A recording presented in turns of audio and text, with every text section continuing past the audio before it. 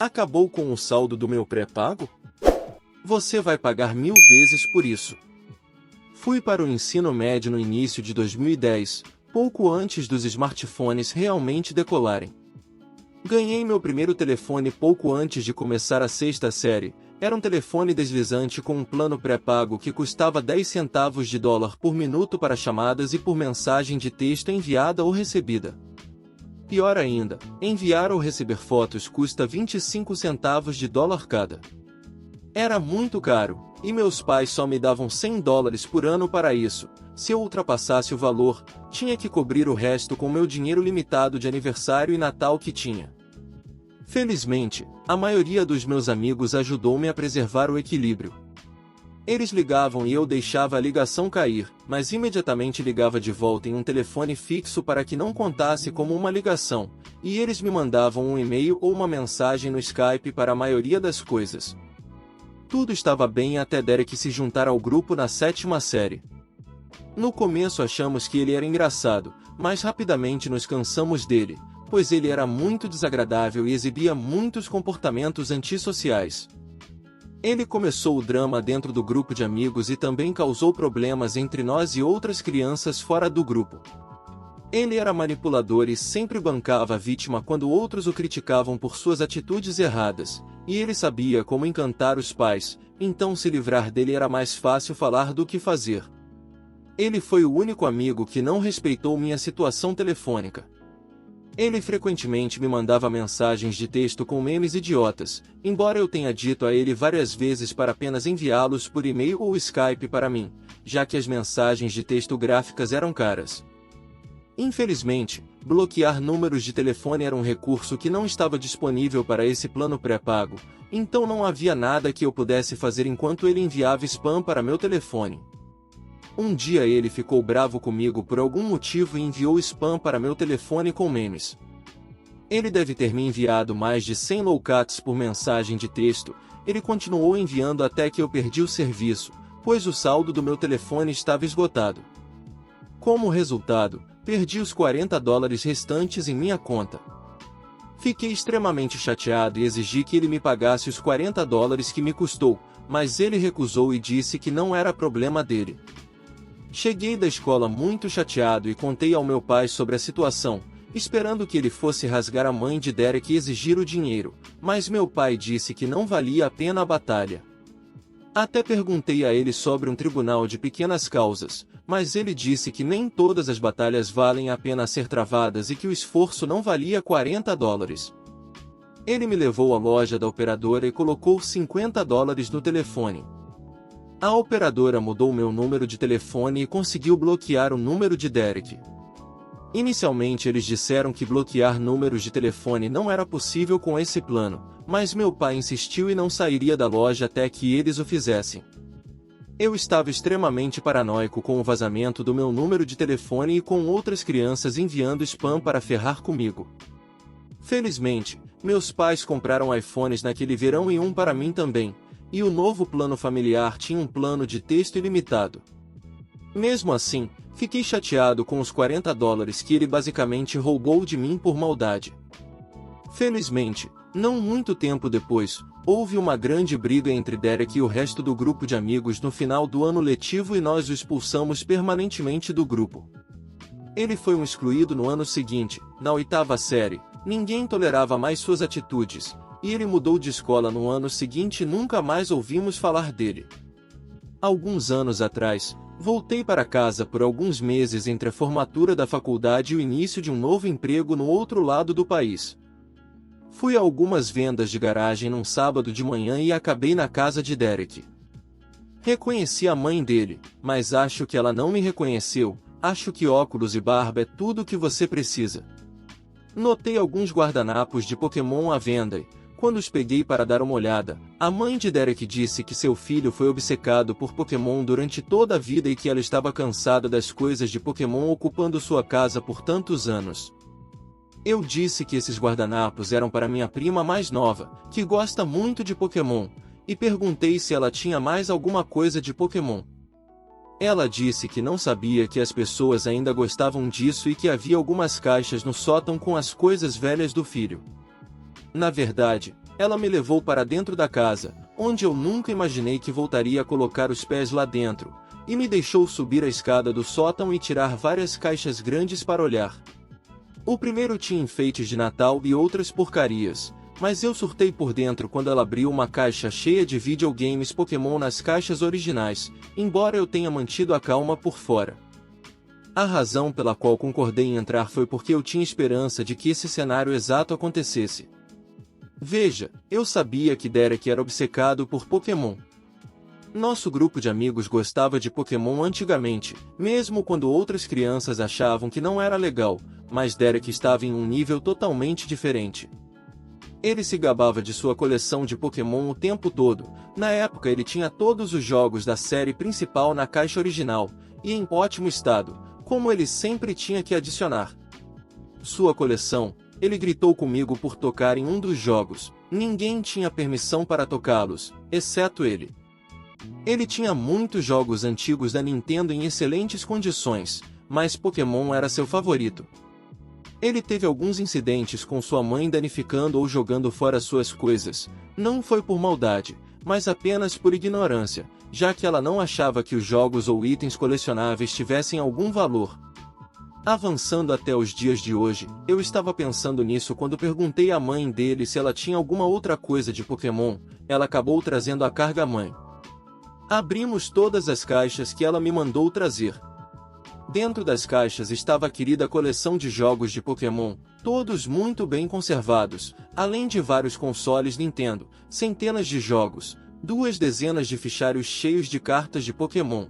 E havia também uma caixa com vários conjuntos de Lego com as caixas originais e tudo mais, com muitos conjuntos antigos de Star Wars.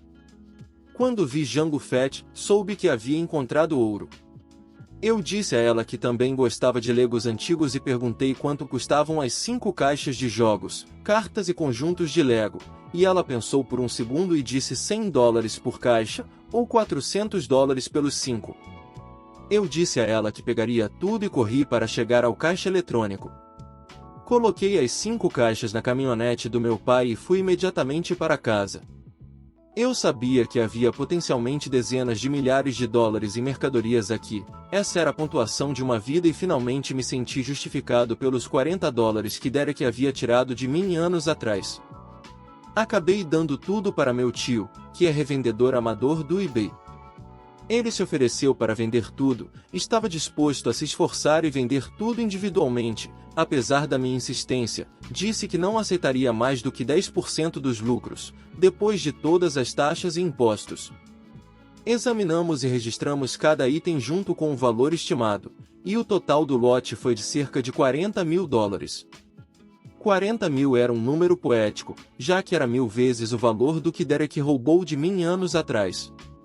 Meu tio vendeu a maior parte do lote antes do final do verão e acabou me assinando um cheque. Embora fosse consideravelmente menos de $40 mil, ainda era uma quantia de dinheiro que mudaria minha vida. Consegui pagar meus empréstimos estudantis restantes e aplicar o restante no pagamento de um carro novo. Se minha atitude foi certa ou não, foi a maneira que encontrei por acaso de me vingar dele. Estou errada. Eu, 27F, por pedir à minha amiga, 32F, para não trazer a mãe dela toda vez que nos encontrarmos. Eu trabalhava como membro da tripulação e morei no Oriente Médio por um tempo considerável. Durante minha estadia lá, estabeleci uma amizade sólida com outra jovem. Nos entendíamos muito bem e nossa amizade se tornou profundamente íntima. Ela é uma moça encantadora, de coração generoso e personalidade autêntica.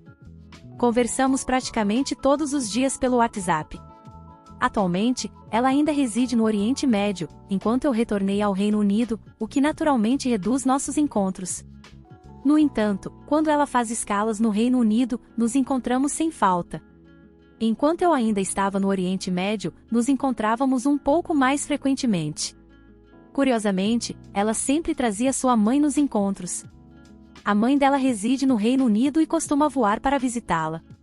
Na primeira vez, não pensei muito sobre isso e presumi que, como ela trabalhava longe de casa, sua mãe aproveitava a mesma oportunidade para visitá-la. Entretanto, nas poucas vezes que a encontrei, tanto no Reino Unido quanto no Oriente Médio, ela trouxe sua mãe todas as vezes. A mãe dela é uma senhora adorável, bastante comunicativa e um pouco perspicaz, mas ainda assim, simpática.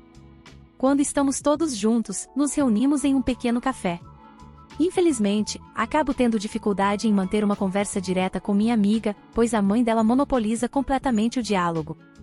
A mãe dela fala cerca de 70% do tempo, enquanto minha amiga mal consegue contribuir com 30%. Isso se torna um tanto exaustivo, já que a mãe repete as mesmas histórias em todas as visitas. Ela menciona o divórcio dela, que ocorreu há mais de 300 anos, e a infidelidade do ex-marido, que aconteceu há cerca de 400 anos, e assim por diante. Sinceramente, depois de ouvir a mesma história repetidamente, não consigo evitar revirar os olhos, enquanto minha amiga parece permanecer ali, quieta como um cordeirinho. Ontem, encontrei minha amiga e, para minha surpresa, sua mãe estava presente novamente. Ela voou da Irlanda do Norte para o Reino Unido para passar menos de 40 horas com a filha. E, mais uma vez, repetiu-se a mesma dinâmica. Sentamo-nos em um café, ideia da mãe, parecendo um grupo de idosos aposentados discutindo o divórcio dela. De novo. Fiquei um pouco chateada, pois desde a última vez que vi minha amiga, muitas coisas aconteceram comigo. Terminei com meu namorado traidor e comecei a sair com alguém novo. Há tantos assuntos femininos interessantes que eu gostaria de discutir com ela, em vez de ficar presa em uma conversa sobre um divórcio dos anos 90 em um café sombrio que parece ter o poder de envelhecer alguém 2 décadas em poucos minutos. Aceita chá ou café? Não, obrigada, eu não quero envelhecer mais rápido. Eu entendo que algumas pessoas são muito próximas de seus pais, mais do que outras. Porém, será que tenho razão em me sentir incomodada com a presença constante da mãe dela? Somos 2 mulheres adultas, e honestamente, não consigo imaginar algo pior do que arrastar minha mãe para os encontros com meus amigos. Além disso, duvido que ela iria querer. Minha amiga já me disse que sua mãe se sente solitária e não tem muitas pessoas com quem contar. Mas será que isso deve necessariamente afetar nossa relação? Nunca tivemos a chance de nos encontrar a sós, apenas nós 2. Sinto que mal a conheço, já que há um limite sobre o que posso compartilhar na frente de sua mãe.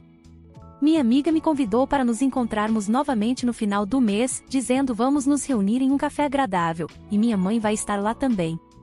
Foram as exatas palavras dela. No entanto, já decidi que superei toda essa situação e não tenho a intenção de continuar essa amizade dessa forma. Será que estou exagerando e sendo irracional, ou tenho motivos justificados para me sentir assim? TLDR, minha amiga traz a mãe junto sempre que nos encontramos. Isso realmente está me incomodando agora. Então eu pedi a ela que não o fizesse. Estou errada? Repreendido por estar cronicamente atrasado, mas espere. Trabalhei em uma pequena empresa onde éramos apenas cerca de 10 funcionários. Me dedicava de corpo e alma ao trabalho, permanecendo até que todas as tarefas do dia estivessem concluídas, às vezes até mesmo após o expediente. Naqueles mais de 5 anos da empresa tornei-me um colaborador essencial, a quem todos recorriam para auxílio em tarefas desafiadoras. Minha produtividade era notável e as avaliações de desempenho sempre me destacavam, trazendo reconhecimento constante. Eventualmente, imprevistos como o trânsito ou outros contratempos me atrasavam alguns minutos para o trabalho. Contudo, não me preocupava pois não tínhamos registros precisos de ponto, sendo todos os colaboradores assalariados, embora isso fosse um equívoco, mas essa história é para outra ocasião. Posteriormente, um dos protegidos do proprietário foi promovido a vice-presidente e responsável pelo Departamento de Recursos Humanos. Antes disso, éramos todos colegas em pé de igualdade na empresa. Uma das primeiras medidas dela foi me advertir por escrito por insubordinação, devido aos meus atrasos frequentes. Encarei isso com os olhos bem abertos, aceitando o golpe e iniciando minha estratégia de MC, fast food famoso. A partir de então, eu chegava ao escritório 1 minuto antes, ocupava minha mesa, e passava a impressão de estar profundamente envolvido em minhas atividades. Aguardava pacientemente 30 minutos para tomar meu café. Deixei de trabalhar no mesmo ritmo e saía do prédio todos os dias exatamente no término do expediente, mesmo que algumas tarefas ficassem inacabadas em minha mesa. Para minha surpresa, Fui elogiado entusiasticamente pela vice-presidente por corrigir minha postura. Poucas semanas depois, decidi deixar a empresa, e eles tiveram que contratar 3 pessoas para substituir minha posição. Editando para acrescentar, no setor em que eu trabalhava, a única maneira de obter aumentos era mudar de emprego periodicamente. A partir dessa experiência, passei a buscar novos desafios a cada 2 anos, e com isso, vi minha renda crescer mais de 500%. Aproveitei ao máximo meu sucesso em cada função e a diversidade de minhas experiências. Cada passo valeu a pena, e muito mais. Essa jornada de desafios e superações me ensinou que a resiliência e a adaptabilidade são fundamentais para o sucesso profissional. Ao enfrentar as adversidades, descobri novas habilidades e enxerguei oportunidades onde outros viam obstáculos. Lembre-se, o caminho para o sucesso muitas vezes é pavimentado com dificuldades, mas é a determinação e o comprometimento que nos levam até lá. Continue avançando, e verá que cada passo dado é uma conquista em direção a um futuro brilhante e promissor. Deixe seus comentários dos relatos contados, sua opinião é muito importante. Obrigado por assistir, se inscreva no canal e ative o sininho para receber notificação de novos vídeos.